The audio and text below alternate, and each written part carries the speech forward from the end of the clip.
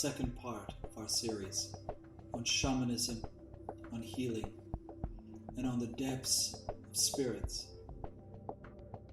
All shamans know that there are many kinds of spirits.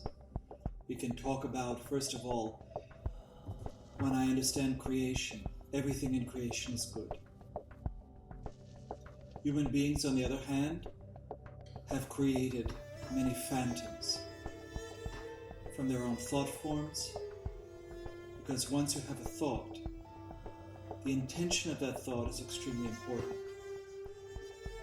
We've talked many times in the past about evil,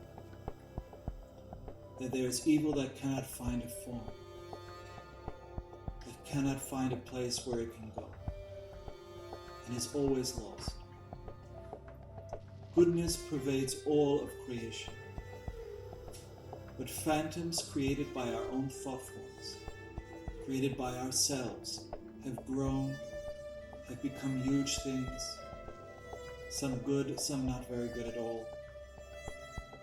Some of them become egregores or much larger spirits. Some of them become teacher spirits. But they are human created and they're very different than many of the spirits that I like to work with. Part of my job has always been to destroy phantoms and to distinguish between what is a phantom and what is a true spirit. When Michael Harner or many other people in shamanism talk about the amoral nature of nature spirits, that the earth, air, fire, water, all these spirits are essentially amoral. I think what we have to distinguish here is a shaman must understand all the different elemental spirits. When we work with fire spirits, with care, with understanding, developing a relationship, it becomes very different than a phantom. The nature of negativity is that it wants everything to stop, to become so heavy that it slows down, and to finally, in a sense, be so still that there is no movement. We often say that the feminine loves to move, that she is the source of all movement. And for me in my shamanism, I have understood not just Mother Earth or the feminine in everything, but the great goddess herself and the many goddesses, that all are her.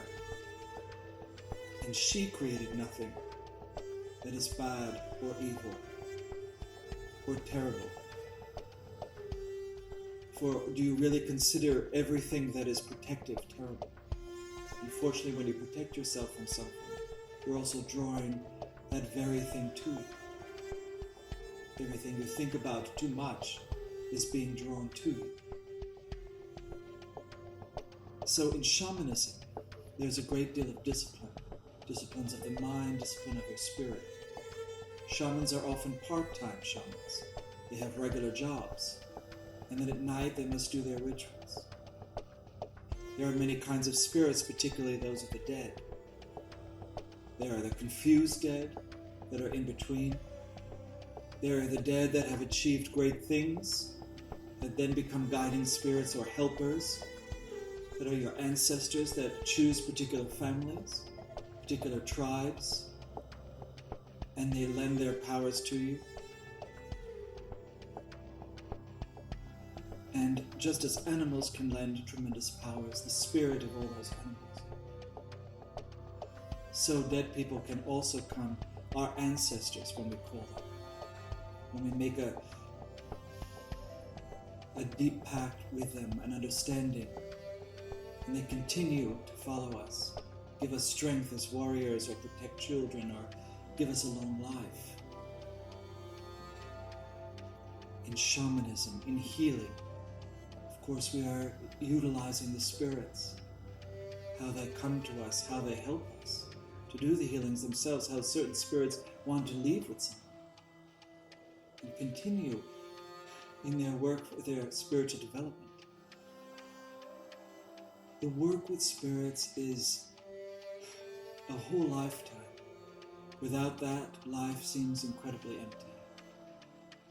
So the spiritual life, the work with spirits, is not the same as the work with phantoms. I notice many people who are homeless on the street talking to different spirits that are phantoms. And I see how those phantoms on some level trick them or confuse them. But these are human-made, so human beings have created a confusion.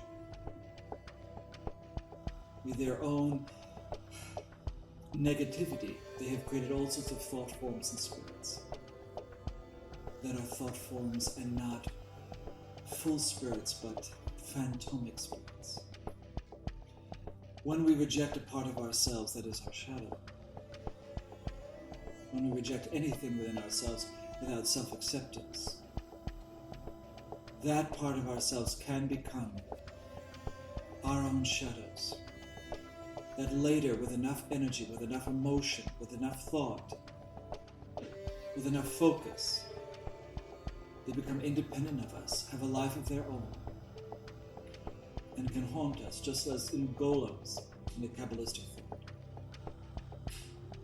So for shamans to distinguish between a true spirit, spirits of nature, spirits of trees that have taught me so much, certain trees,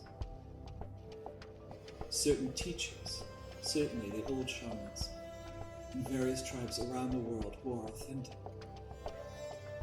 or just true people. I have known great witches. I have even known very kind and warm people in every shamanic tradition of the world, including Africa, Australia, Native American, Siberian. But let's go back to the idea of the spirits that humans create and how they can haunt us. How they have a kind of split identity, that they can live in homes and haunt those homes when in fact it's just a part of a thought form of somebody who once lived there, who has died. The fragments of people. As you know, in shamanism, there are two very important things we do. We can journey to the underworld, we can go into the water, into the ocean of memory. We can go into the subconscious mind. We can go deeper into the collective memories. We can remember our past and what has happened there. Things that were secrets to us. Things we don't remember in childhood or in past lives, which is part of our development. That I like to do in the underworld. And journey there and speak to those spirits and memories. When I go to the upper world, I love the gods, the goddesses. I love all the different kinds of spirits in the upper world. When I go to the infernals down below, who have gotten a bad name, who have been called many things, the genie, the genii. And there are so many books written about how tricky they are or how difficult they are. And for me, it's exactly the opposite. They have been unduly kind, truthful, for they test us, for they present us with lessons. And it's time that we even embrace them. All the genii, which were once called spirits, that the Christians later called demons. When they demonize the family, when they demonize so many good things. So this distinguishing between what some people call good spirits and those that attach themselves with fear, avarice, anger, cruelty. These are thought forms that later can become phantoms if they have enough power. And they have various disguises, and they have many names in many traditions. The Akuras, there's so many names. But are they truly bad? Well, they definitely test you. They definitely will put you through a kind of development where you must face yourself, you must look yourself in a black mirror. And so it is a shaman's job to extract many of these spirits when people can no longer see the green in nature. and they can no longer talk to trees or birds or spirits. For when a shaman learns a song of a plant and they sing it over and over again, and when they slowly bond with different plants, first your most familiar plant, the one that will follow you, the one you follow, the plant that attracts all the insects and birds, the strong nature plant. Those two shamans will gather their herbs, their plants, their particular aspects of the elements, of earth, of fire, of water, and especially Akasha, the fifth element beings, the beings of the void. The place of the void where we meet Akasha, Watatanka,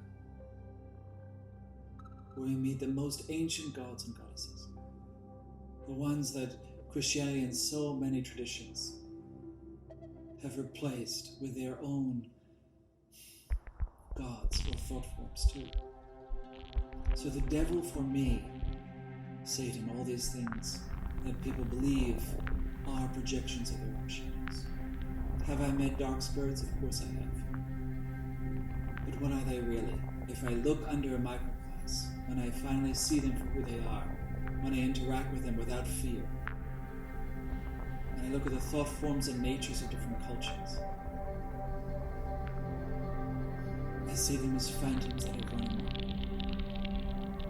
So it is time for us to discern what is the difference, and to choose a path of compassion, of truth, of going to the upper world, the middle world, and the underworld without prejudice, and bringing them together into something holistic, this embrace of our own personal shadow without projection, this life in a new global community, and a very personal community, where we live by ethics, by universal concepts and rules. And then we enter the world of the spirits, how deep we want to go down that incredible rabbit hole. Let us go down now and understand these spirits and interact with them and know them. For they bring us sight. They help us to see.